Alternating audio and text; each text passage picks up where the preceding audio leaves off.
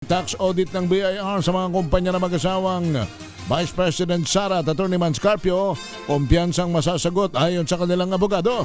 Arich number 5, Val Gonzalez. Val. Henry, nakahanda ng harapin ng kampo ni Atty. Manasseh Scarpio, asawa ni Vice President Sara Duterte, ang sinasagawang tax audit ng Bureau of Internal Revenue o BIR. Ito ay kasunod ng utos ng BIR na magsagawa ng pagsusuri sa siyang kumpanyang iliuog na Sara Duterte Scarpio matapos naman makitaan ng sapat na basya ng probable cause para sa formal na investigasyon sa kanilang pagbabayad ng buwis.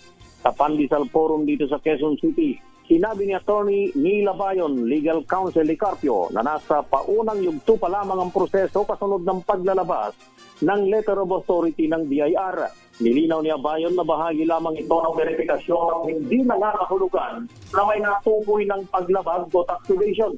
Samantala, muli namang itinanggi ng kampo ni Carpio ang ulat tungkol sa mga 6.7 bilyong pisong bank transactions na iliugnay sa mag-asawa. Ayon sa isa pa nilang abogado na si Atty. Peter Paul Danao, walang katotohanan ng naturang paratang at iginiit na wala umanong ganong halagang kanyang kliyente. Dagdag pa ni Atty. Danao, labag sa konstitusyon ang pagsasapubliko ng umano'y bank records na mag-asawang VP Sara at Atty. Manscarpio.